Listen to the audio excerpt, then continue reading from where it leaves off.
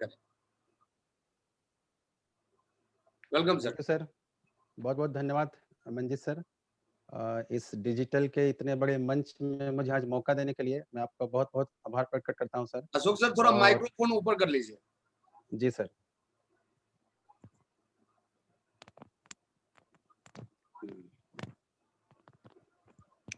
Thank you sir. अभी आवाज़ आ रही है सर? यस। जी सर, थैंक यू सर। और जितने भी लोग यहाँ पे सर 11 बजे आते हैं और अपनी पूरी टीम के साथ आते हैं सर, उन सब लोगों का मैं हार्दिक मन से शुक्रिया क्या बोलते हैं स्वागत करता हूँ सर, कि आप लोग आज इस जगह पे बैठे हैं, आज इस मीटिंग को सुनने के लिए। आप लोगों की वजह से ये प्रोग्राम लगातार हिट होता जा रहा है सर। तो सबसे पहले मैं अपना परिचय दे दूँ सर, मेरा नाम हो गया अशोक कुमार उरांव। मैं रहने वाला झारखंड की राजधानी रांची का हूँ और आरसीएम से पहले मैं क्या करता था, तो आरसीएम से पहले मैं बेसिकली एक स्टूडेंट था, पढ़ाई-लिखाई कर रहा था और साथ में मैंने अपनी पार्ट टाइम एक बिज़नेस सँभाल रहा था स्टडी बूथ का। आप लोग जानते होंगे सर उस समय स्टडी बूथ का ज़माना था। लोग कॉल किया करते थे और प्रति मिनट ₹2 उसमें कमाई होती थी। सर मैं आपको बताना चाहता हूँ कि मैं थोड़ा-सा अपने बैकग्राउंड पे जाता हूँ कि मेरी परिवार की स्थिति क्या थी। तो मेरे पिताजी एक सीसीएल में कार्यरत थे और लोअर ग्रेड में काम करते थे। तो उनकी सैलरी बहुत ज़्यादा नहीं थी सर। उसके बाद भी उन्होंने मुझे बचपन से ही जब मैं 4-5 साल का था उस वक़्त मुझे हॉस्टल पर रखे और एक अच्छे हॉस्टल में रखने की वजह से मुझे एक अच्छे स्कूल में डाला गया और मुझे पता नहीं चलता था घर में क्या चल रहा है क्योंकि मैं हॉस्टल में रहता था। लेकिन सर जब बीच-बीच में जब मैं आता था अपने घर पे, जब थोड़ा-सा मेरा दिमाग हुआ, सब चीज़ को समझने लगा, तो मैं घर में क्या देखता था सर कि हर दूसरे दिन हमारे घर में पैसों को लेकर के थोड़ा-सा झगड़े होते थे। हमारे पिताजी और हमारे भैया में अक्सर कुछ न कुछ बहस हो जाता था पैसे को लेकर के। हमारी सिस्टर का भी वही हाल था और हम लोग अगर पूरी फैमिली अगर थोड़ा-सा कुछ एक्स्ट्रा खर्च कर बैठते थे तो पूरे फैमिली को डाँट पड़ती थी पैसों की वजह से। सर उस परिवार से मैं बिलॉन्ग करता हूँ और ये कारवां आगे बढ़ते गया। मैंने मैट्रिक की, फिर मैंने इंटर की और हमारे माँ-बाप का एक बहुत बड़ा सपना था सर कि मुझे पढ़ा-लिखा के डॉक्टर बनाया जाए। मुझे डॉक्टर बनाया जाए, उनका एक सपना था। लेकिन सर होने को कुछ और मंज़ूर होती है। मैं इस उसी सब्जेक्ट में शायद सबसे कमज़ोर था। मैं शायद डॉक्टर ना बन पाया।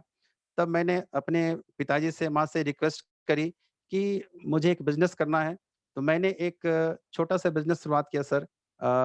लगभग 25 हज़ार के आस-पास वो खर्च आया स्टडी बूथ लगाने का और मैंने ये स्टडी बूथ लगाया रजरप्पा मंदिर में। दोस्तों, मैंने पढ़ाई के साथ पार्ट टाइम इस काम को करना चालू किया और वहाँ मुझे पता चला सर कि पैसे की कीमत क्या होती है, क्योंकि वहाँ पे मेरी जो इनकम होती थी, प्रति 1 मिनट ₹2 होती थी। लेकिन सर आप ये सोचते होंगे प्रति मिनट अगर ₹2 है तो बहुत आप इनकम लेते होंगे, नहीं सर। वो 1 मिनट कब आता था ये मुझे भी नहीं मालूम चलता था। कभी 1 घंटे में वो 1 मिनट आता था, कभी 5 घंटे में आता था, कभी शाम को 4 बज जाता था और कभी ऐसी स्थिति होती थी सर कि शाम को मैं दुकान बंद करता था, हमारी बोहनी भी नहीं होती थी। सर इसी तरह चलता रहा, 1 महीना गुज़र गया, 6 महीना गुज़र गया, साल गुज़र गया और मुझे लगा कि मैंने गलत जगह धंधा करना चालू कर दिया, ये बिज़नेस अब मुझे छोड़ना चाहिए। तो मैंने छोड़ने से पहले क्या किया सर, अपने आस-पास के जो लोग हैं उनसे थोड़ा राय-मशवरा ली। जैसे बगल में कोई प्रसाद बेचता था मंदिर में, कोई मनिहारी का दुकान खोल रखा हुआ था, कोई होटल चला रहा था। मैंने उन लोगों से बातचीत करी कि आपका बिज़नेस कैसा चल रहा है? तो सब लोगों का सर एक ही जवाब था कि मेरा भी किसी तरह चल रहा है। कोई अपने बिज़नेस से संतुष्ट नहीं थे। दोस्तों, मैं पूरी तरह से परेशान था कि मैं अब क्या करूँ? इस बिज़नेस को मैं छोड़ने ही वाला था। लेकिन घर का एक प्रेशर था कि घर में कुछ पैसे नहीं है, मुझे कुछ पैसा कमाना है क्योंकि मेरे पिताजी ने सोचा था कि मैं पढ़ लिख करके एक डॉक्टर बनूँ, जो कि मैं बन ना सका। मैंने उनसे पैसे माँग करके एक बिज़नेस खड़ा किया, शायद वो भी नहीं खड़ा हो पाया। तो मैं पूरी तरह से एक डिप्रेशन में चला गया था कि मैं अब क्या करूँ? किस तरह से अपने घरवालों को कुछ कमा के दूँ? उसी वक़्त दोस्तों जब मैं पूरी तरह से परेशान था, हमारे बीच में एक लड़का आया जो हमारे परम मित्र था।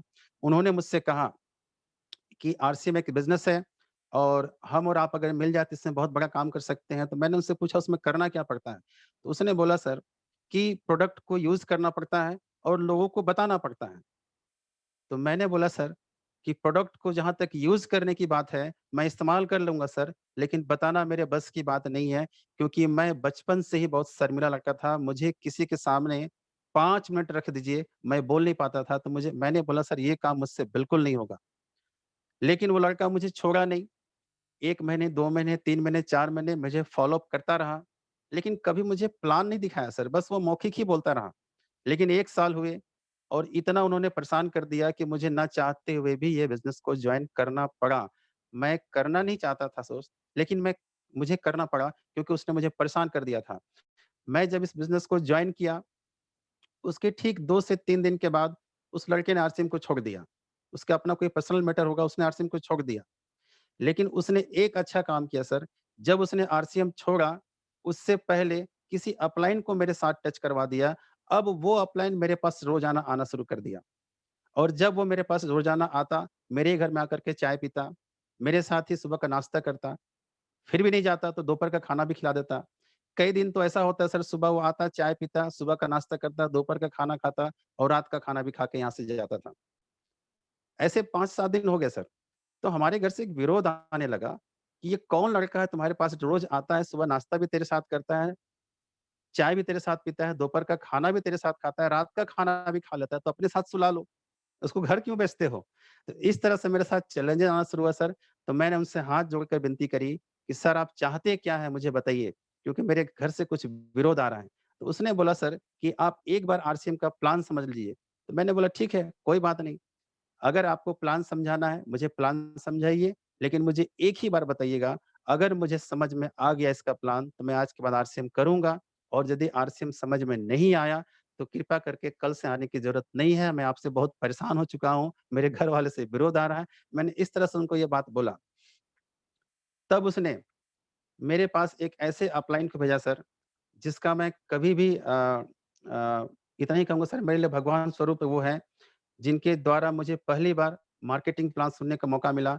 रात को 8 बजे मेरे पास वो आए और आने के बाद मुझे डायरी और पेन के साथ पहली बार आरसीएम का मार्केटिंग प्लान दिखाएँ और 8 बजे आने के बाद लगभग मेरे पास 1 बजे रात तक प्लान हुआ सर, 5 घंटे मुझे प्लान दिखाया गया और जब मुझे 5 घंटे प्लान दिखाया गया, तो मेरे सपने जो पूरी तरह खत्म हो चुके थे, मैं सोच रहा था कि मेरे पिताजी मुझे डॉक्टर बनाना चाहते थे, वो मैं बन ना सका। मैंने खुद का बिज़नेस शुरू करना चाहा, लेकिन वो भी ना कर सका। लेकिन इस बिज़नेस से मुझे वो उम्मीद दिखा कि जो चीज़ें मैं नहीं कर पाया, शायद इसी बिज़नेस से वो मैं कर पाऊँगा। तो मैंने उस बिज़नेस को बोला सर कि आज के बाद मैं करूँगा। फिर उन्होंने मुझसे कहा कि सर परसों एक मीटिंग है, जिस तरह आप स्टूडेंट लाइफ़ में जी रहे हैं, उसी तरह हमारे सीनियर अपलाइन जो है वो स्टूडेंट है, वो हमारे बीच आ रहे हैं। तो सर परसों आपका टाइम चाहिए, वहाँ पे आप आ जाइए। तो जो मैंने अंदर से सोच लिया था कि मुझे आरसीएम ही करना है, तो मैं बोला कोई बात नहीं मैं आ जाऊँगा। दोस्तों मैं अगले दिन फिर अपनी दुकान पे गया, पढ़ाई के साथ-साथ दुकान पार्ट टाइम कर रहा था, वहाँ गया। मुझे याद था कि कल मीटिंग है, तो मैं सोचा कि आज कुछ पैसे कमा लूँ, कल मीटिंग अटेंड करूँ। उन्होंने मुझे बताया था कि ₹50 टिकट भी लगती है। लेकिन दोस्तों उस दिन मेरा एक भी बोहनी नहीं हुआ, मैं खाली हाथ था। तो आते वक़्त मुझे पता था कि कल मीटिंग है, मैं पैसा कहाँ से लाऊँ? तो मैंने एक अपने बगल के पान घुमटी वाले से ₹100 उधार लिया और अपने घर आया और अगले दिन मैं इस प्रोग्राम को अटेंड करने के लिए गया। वो प्रोग्राम मुझे आज भी याद है सर। गोला एक जगह है और गोला के सामने एक रोशन लाल होटल है, वहाँ पे एक प्रोग्राम चल रहा था। वहाँ पे मैं गया और ₹50 का टिकट कटा के अंदर घुस गया। दोस्तों जब मैं अंदर गया, लगभग डेढ़ घंटे का प्रोग्राम रहा। कुछ पूछिए मत सर, बहुत मज़ा आया क्योंकि प्रोग्राम में इतनी अच्छी-अच्छी बातें बताई जा रही थी। प्रोग्राम में कुछ किताबों की बातों को बताई जा रही थी जो मैं कहीं बाहर सुनता नहीं था और सबसे बड़ी चीज़ क्या था सर कि मैं उस वक़्त पूरी तरह डिप्रेशन में था क्योंकि मुझे पैसे कमाने थे। मैंने माँ-बाप के सपने को पूरा नहीं कर पाया। एक बिज़नेस किया था जो उसमें फेल्योर हो गया। दूसरा कई जगह फॉर्म भर रहा था, नौकरी के लिए अप्लाई कर रहा था, वहाँ भी नहीं कर पाया। तो दिमाग पूरी तरह टेंशन से भरा हुआ था। लेकिन जैसे ही उस हॉल में गया सर, जैसे ही उस हॉल में गया, तो मैं सब कुछ भूल गया और उस हॉल का मज़ा लेने लगा। बहुत आनंद आया सर और डेढ़ घंटा प्रोग्राम खत्म होने के बाद अगर मुझसे कोई पूछे कि क्या समझ में आया, तो मैं इतना ही कहूँगा सर मुझे कुछ भी समझ में नहीं आया, सिर्फ़ उस हॉल में मुझे मज़ा आया। समझ में नहीं आया करना क्या है? लेकिन सर कहा जाता है कि अगर आप टिकट कटा के अंदर गए हैं, तो पूरा ध्यान से मीटिंग को सुनते हैं। मैं सर ध्यान से सुन रहा था और मुझे एक चीज़ समझ में आ गया, समरेश सर ने एक बात कही थी, क्योंकि उस मीटिंग के जो वक्ता थे, वो कोई और नहीं थे, हमारे बीच आज आदरणीय समरेश जी हैं, समरेश सर हैं, वही उस मीटिंग के वक्ता थे। मैं उसका बहुत आभारी हूँ सर, क्योंकि उस मीटिंग से ही मेरी करने की इच्छा जागृत हुई। उन्होंने मीटिंग में एक बात कही थी, अपनी पे स्केल को दिखाया था, उस वक़्त उनकी जो 1 महीने की इनकम थी सर, वो थी 45,000 रुपए। उस इनकम को देख कर के मैं बहुत प्रभावित हुआ, क्योंकि मेरे पिताजी जिस जगह पे काम करते थे, उनकी इनकम थी 6-7,000 रुपए और रिटायरमेंट होते-होते उनकी जो हाईएस्ट इनकम गई, वो थी 8,000 रुपया। तो मैं यही सोच रहा था सर, मुझे भी 8-10 हज़ार की कोई अगर इनकम वाली नौकरी मिल जाएगी या वैसा कोई धंधा करूँगा उसमें इतना पैसा आ जाएगा, तो मेरी ज़िंदगी भी जिस तरह मेरे पिताजी की कट गई, हमारी भी कट जाएगी। लेकिन जैसे ही मैंने सुना कि 45,000 रुपया, तो मैंने ये चीज़ सोचा कि हमारे जो आस-पास जो जीएम रहते हैं बगल में, उनकी भी इतनी इनकम नहीं है, सर की इनकम इतनी ज़्यादा है, तो मुझे ये बिज़नेस को करना चाहिए। फिर मैंने सर से बोला कि सर, मैं रांची शिफ्ट हो रहा हूँ और मैं वहाँ से बिज़नेस करना चाहता हूँ। तो सर ने कहा कि आप वहाँ जाइए, मैं आपको मदद करूँगा।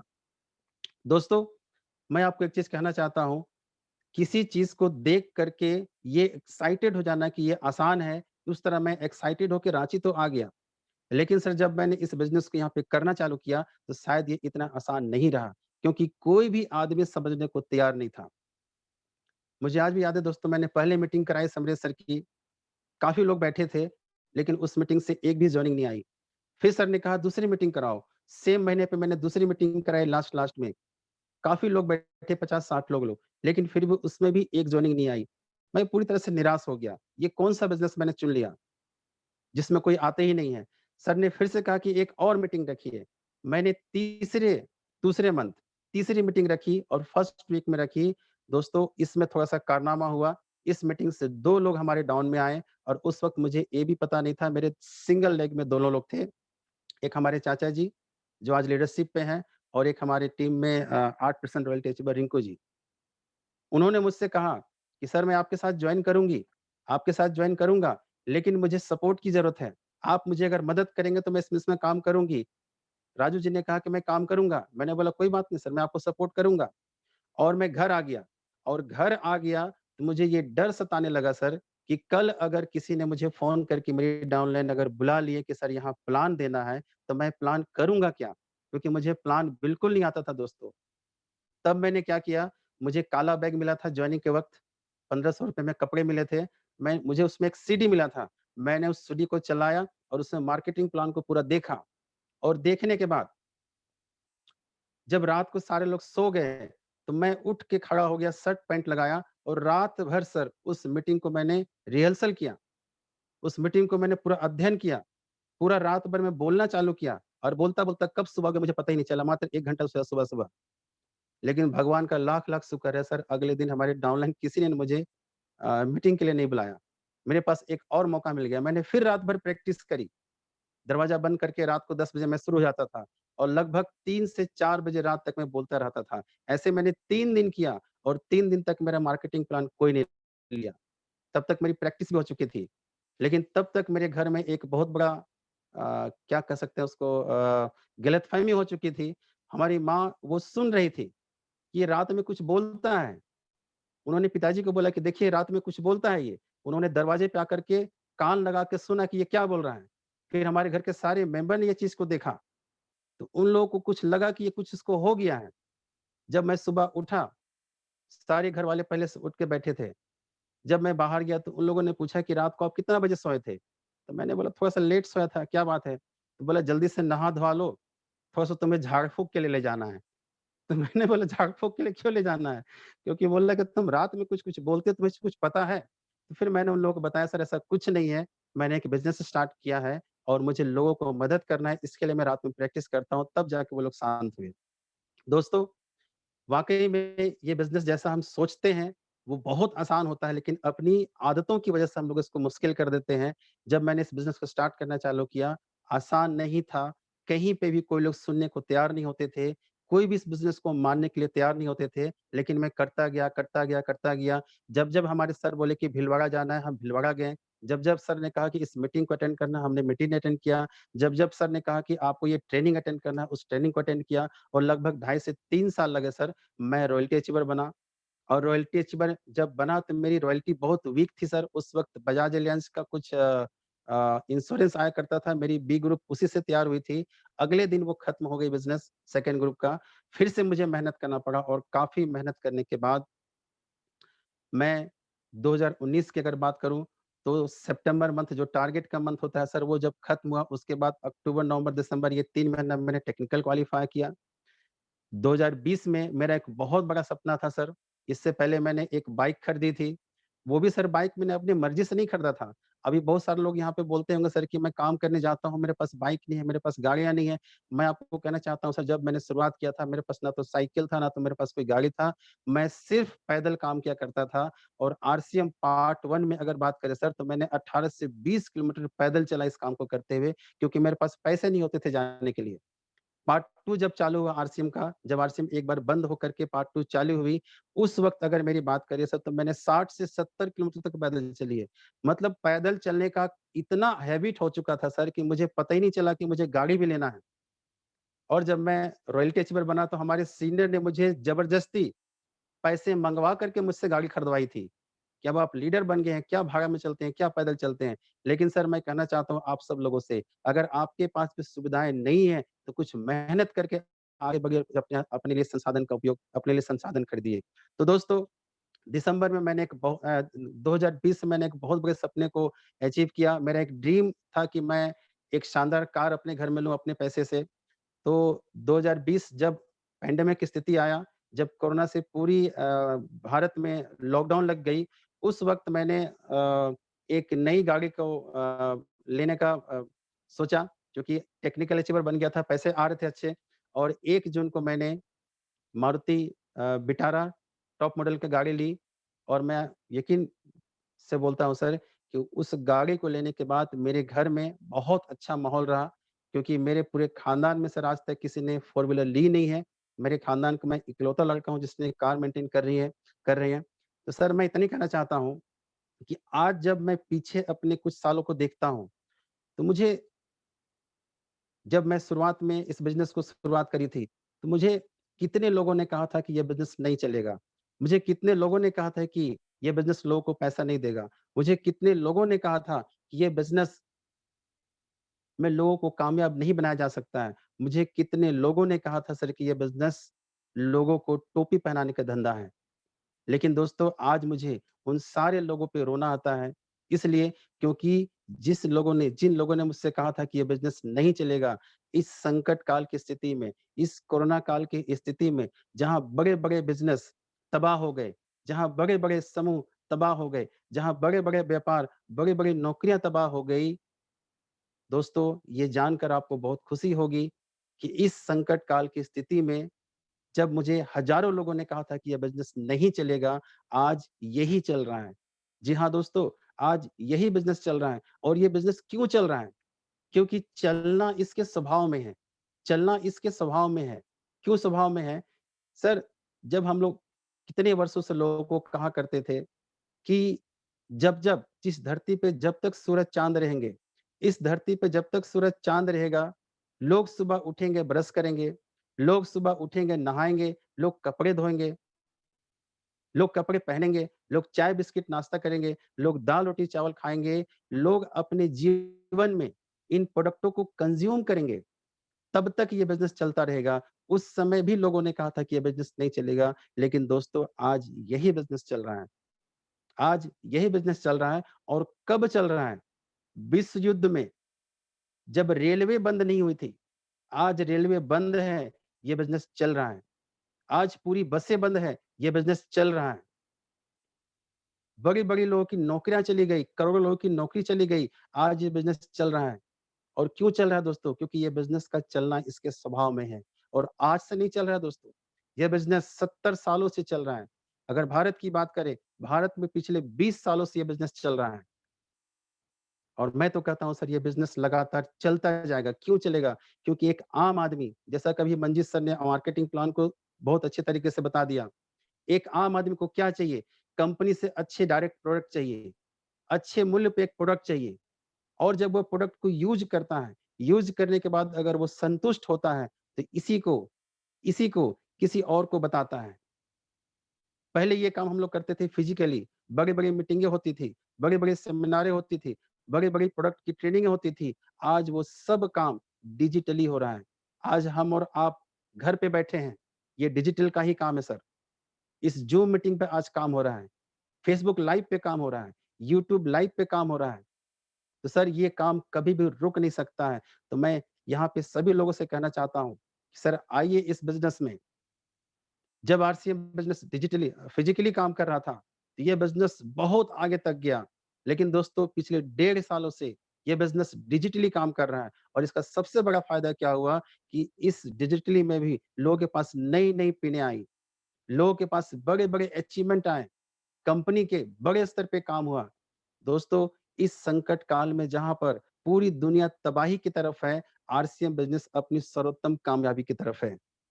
तो दोस्तों, मैं तो इतना ही कहूँगा कि आप सबको सोचना चाहिए, आप सबको अपने दिमाग से मंथन करना चाहिए कि जब इतना अच्छा व्यवसाय, जिसमें एक आदमी को सिर्फ़ प्रोडक्ट खरीदने होते हैं और यदि उसे अच्छा लगे, तो लोगों को बताना होता है। इससे अगर इतनी बड़ी इनकम आ सकती है, तो आप सब लोग को आना ही चाहिए। ये बात था कुछ नए लोगों के लिए। अब मैं बात करता हूँ सर कुछ पुराने साथी के लिए, जो लोग यहाँ पे बैठे हैं।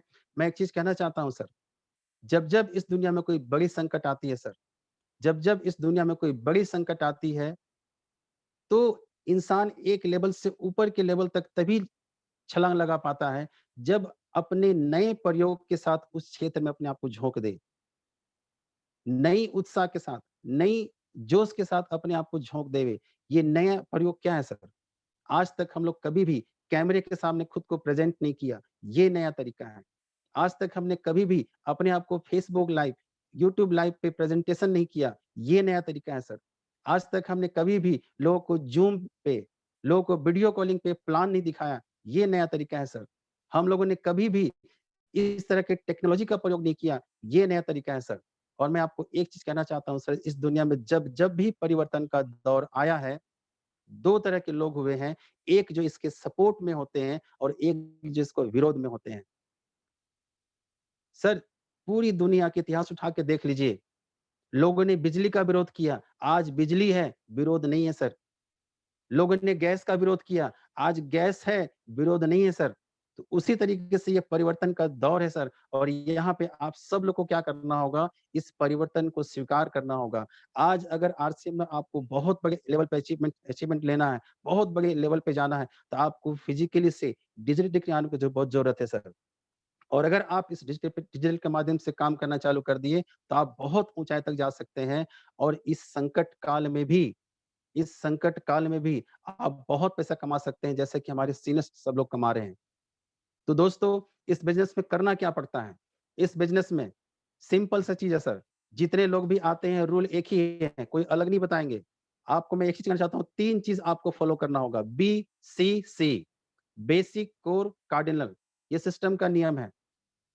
इसी नियम को आप फ़ॉलो कर लीजिए, आप आरसीएम में बहुत ऊँचाई तक पहुँच जाएँगे, आप आरसीएम में कामयाब हो जाएँगे। 6 बेसिक, 8 कोर स्टोर और 7th कार्डिनल रूल। अगर मैं इसको बारीकी से कहना चाहूँगा सर तो ये बहुत समय ले लेगा, लेकिन इसमें से कुछ चीज़ों को मैं नोट करवाता हूँ सर आपको। पहली चीज़ क्या है?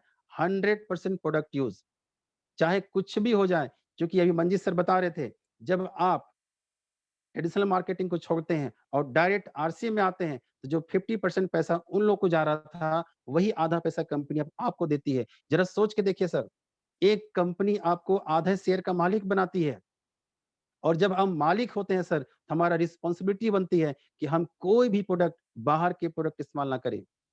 कसम है तुझे, जो आरसीएम कंपनी बनाती है, हम उसी प्रोडक्ट को इस्तेमाल करेंगे। दूसरी प्रोडक्ट हमें इस्तेमाल नहीं करना है, इस तरह से आपको संकल्पित होना पड़ेगा। उसके बाद प्रमोट द प्रोडक्ट। अगर आपको ये प्रोडक्ट अच्छा लगता है, अगर आपको ये प्रोडक्ट बहुत अच्छा लगता है, तो लोगों को आप प्रमोट करना सीखिए और प्रमोट करने के लिए पहले आपको इसका नॉलेज लेना पड़ेगा और नॉलेज के लिए आपके पास बहुत सारी चीज़ें यहाँ पे अवेलेबल हैं। यूट्यूब में बहुत सारे वीडियो का चैनल है। आप हेल्थ गार्ड को देखिए, न्यूट्रीचार्ज को यूट्यूब पे देखें।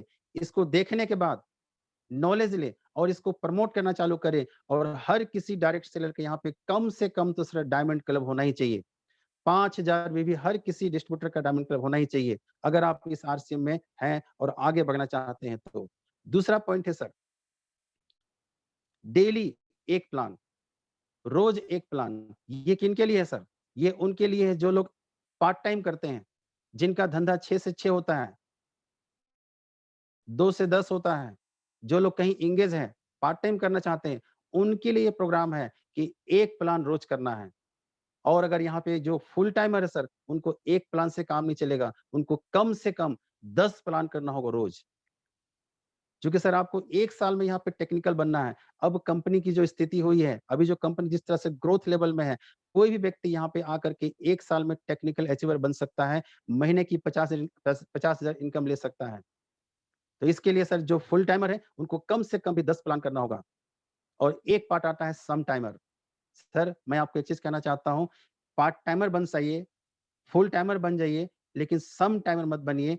कुछ लोग आते हैं, 6 महीना आरसीएम करते हैं, 3 महीने में गायब हो जाते हैं। कुछ लोग आते हैं, 9 महीना आरसीएम करते हैं, फिर 1 महीना गायब हो जाते हैं। ऐसे लोगों के लिए आरसीएम में कोई जगह नहीं सर। या तो पार्ट टाइमर बन के काम कीजिए या तो फुल टाइमर बन के काम कीजिए।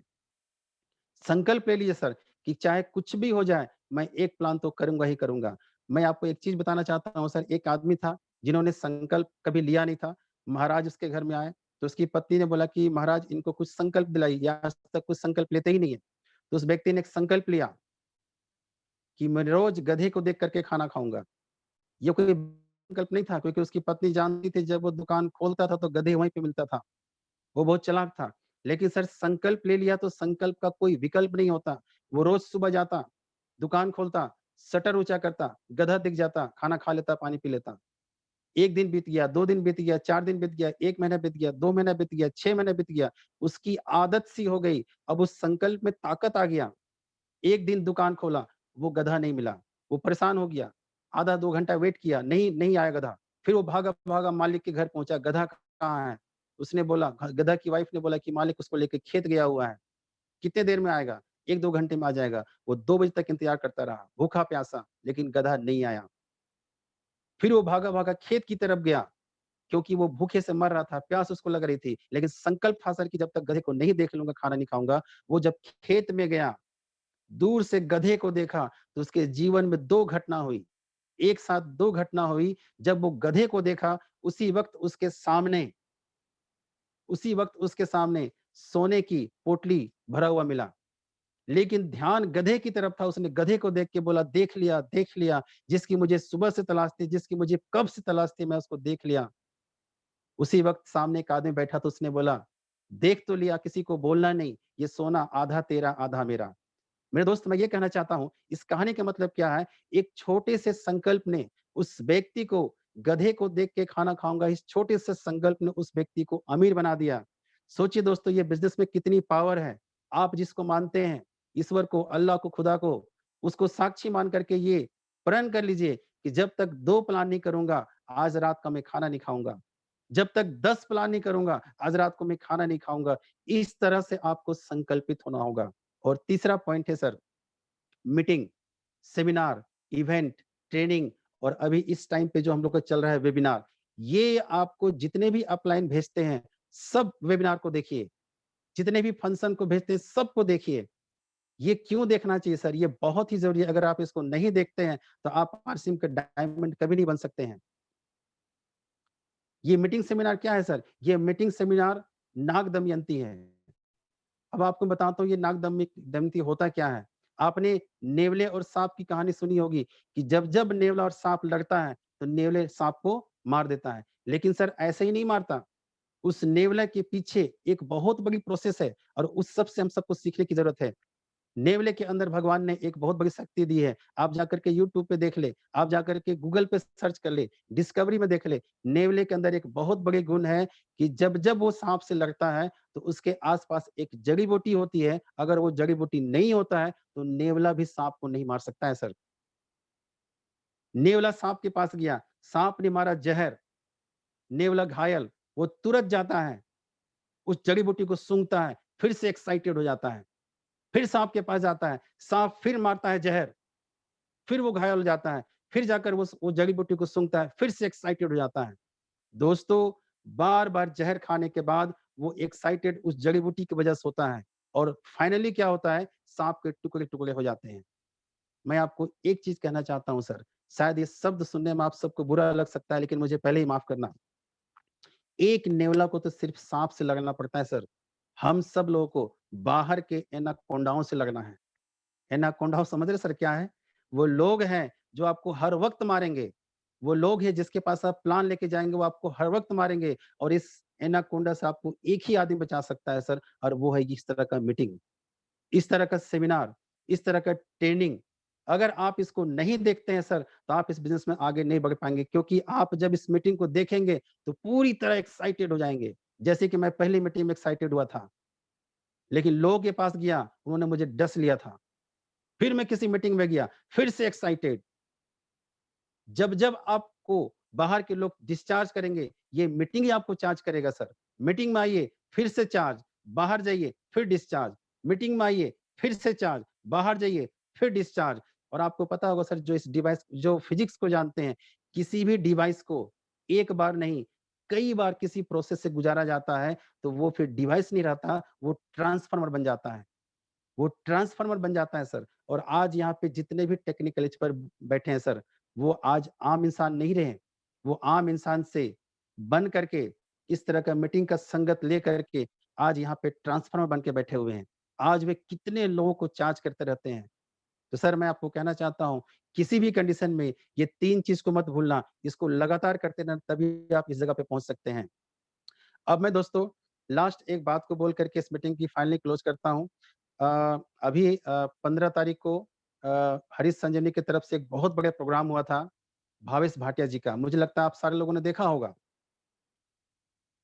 मुझे लगता है आप सारे लोगों ने देखा होगा। मैं एक चीज़ कहना चाहता हूँ सर, उस अंधे आदमी को देखिए उसने क्या कर दिया, जो हम नहीं कर सकते हैं। बचपन से वो पढ़ना चाहता था, लेकिन इसको स्कूल से निकाल दिया गया, क्यों? क्योंकि उसे बोर्ड दिखाई नहीं पड़ता था। अपने दोस्तों के साथ खेलना चाहता था, लेकिन दोस्तों ने उसे वहाँ से हटा दिया, क्यों? क्योंकि उसे बॉल दिखाई नहीं पड़ता था साहब। एक अंधा आदमी अगर आपके आस-पास आप उसको देखें, एक ही काम करता है, कटोरा लेकर के रास्ते पे भीख माँगता है सर वो। और हम और आप जैसे लोग उनको दान-पुण्य दे के दान-पुण्य समझ करके कुछ दे देते हैं। लेकिन इस अंधे आदमी ने सर भीख नहीं माँगा, क्योंकि उसके अंदर का आत्मा ज़िंदा थी, उसके अंदर का इंसान ज़िंदा था। वो भीख नहीं माँगा, उसने संकल्प लिया कि मैं मोमबत्ती बनाऊँगा। और मैंने पहले ही कहा सर कि संकल्प का कोई विकल्प नहीं होता है। उस अंधे आदमी ने संकल्प लिया कि मैं मोमबत्ती बनाऊँगा और भीख नहीं माँगूँगा, बल्कि मैं मोमबत्ती बेच के पैसा कमाऊँगा।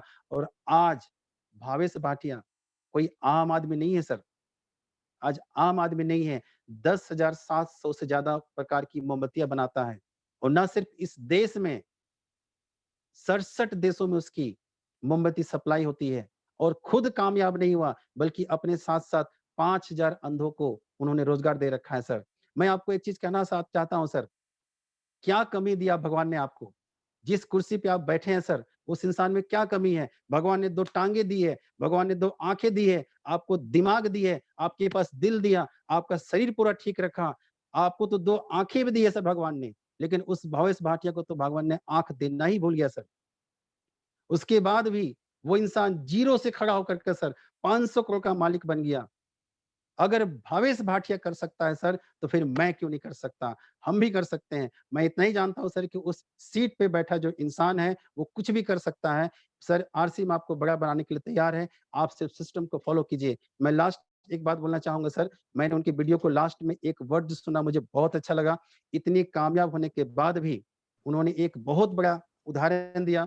जब वो छोटे थे, तो उनकी माँ को उसने कहा कि मुझे लोग अंधे बोल करके सब जगह से निकाल देते हैं, मैं क्या करूँ? तो उसकी माँ ने कहा था कि बेटा तू अंधा है, तू ऐसा कुछ कर कि लोग तुझे देख पाएँ। तो उन्होंने अभी एक टारगेट लिया सर, वो अभी अमीर लोग की श्रेणी में आता है, लेकिन इस जगह पे भी जाकर के वो बैठा नहीं है। उसने एक टारगेट लिया है कि मैं माउंट एवरेस्ट की चोटी पे चढ़ूँगा। मैं माउंट एवरेस्ट की सबसे ऊँची चोटी पे चढ़ूँगा और वहाँ जाकर के मैं अपनी माँ को देखूँगा और कहूँगा, देख माँ, मेरी आँखें नहीं है, मैं लोगों को नहीं देख सकता, लेकिन आज पूरी दुनिया मुझे नीचे से देख रही है। दोस्तों, आज आरसीएम बिज़नेस हमें इतनी पावर दी है, आज आरसीएम जैसा प्लेटफ़ॉर्म हमें मिला है सर, अगर हम चाहें तो कुछ भी कर सकते हैं। एक अंधा इंसान ज़ीरो से 500 करोड़ का मालिक बन सकता है, तो हम लोग भी कुछ भी कर सकते हैं दोस्तों। और हम यही कहना चाहते हैं सर कि आप लोग अपनी पूरी एनर्जी के साथ हर दिन आरसीएम कीजिए। जो पार्ट टाइमर है सर 1-2 प्लान रोज़ कीजिए, जो फुल टाइमर है 10 प्लान रोज़ कीजिए, ये रुकना नहीं चाहिए। किसी भी कंडीशन में अगर आपको कामयाब होना है सर, मीटिंग सेमिनार को देखते रहिए। सर बोलने के लिए आज बहुत कुछ है, लेकिन समय इजाज़त नहीं देता है सर। और मैं इतना ही कहना चाहता हूँ कि आज की मीटिंग में समापन करना चाहूँगा। और सबसे बड़ी चीज़ ये है सर कि इस मंच पे मुझे बोलने का मौका दिया। हो सकता है मेरे कुछ शब्द आपको बुरे लगे होंगे, तो मैं पहले ही आपको माफ़ी माँग लेता हूँ सर। लेकिन मैं आपको एक चीज़ कहना चाहता हूँ सर कि इस मंच पे आप भी आइए और कब आ सकते हैं, जब आप काम करके इस लेवल पे आएँगे। तो मैं आप लोगों की जोरदार तालियों के बीच मैं उस शख्स को बुलाना